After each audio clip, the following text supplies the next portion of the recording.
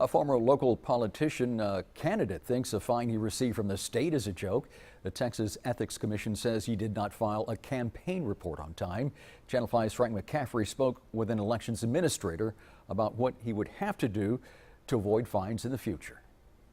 The Texas Ethics Commission published its list of delinquent candidate filers this month. Now, these are those who have sought office in state or county races. 15 of the more than 300 names on the list are from the Valley. 6 of them are from Brownsville. Some owe as much as $11,000 or more. We want to find out why these servants of the community have not paid up. The search for political candidates deemed to be delinquent by the state of Texas is not easy. Many use P.O. boxes as their address, or they list offices where they cannot be found. We tried to call the numbers we found listed for these candidates. We found out the numbers were for fax machines.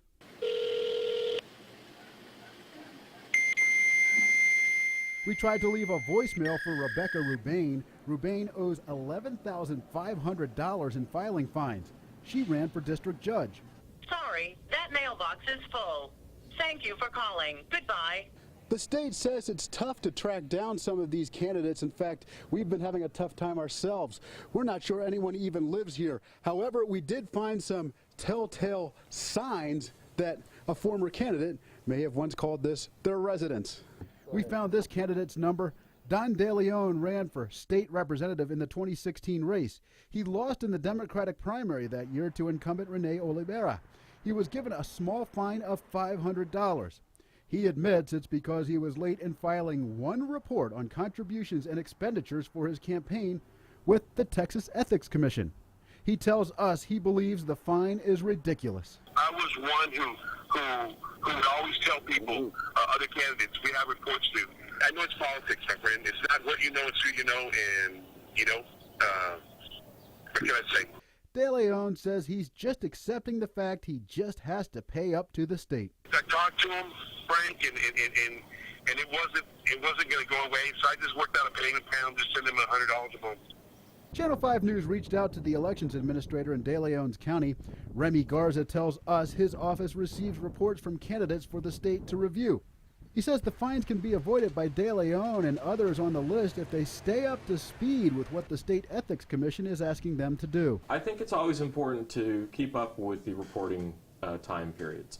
And then also making sure that you're collecting your information as you're receiving it so that when it's time to put together a report, you have it readily available. Garza says a candidate's report on campaign contributions or spending can go to a county elections administrator's office or can be mailed to the Texas Ethics Commission with a postmark before the deadline.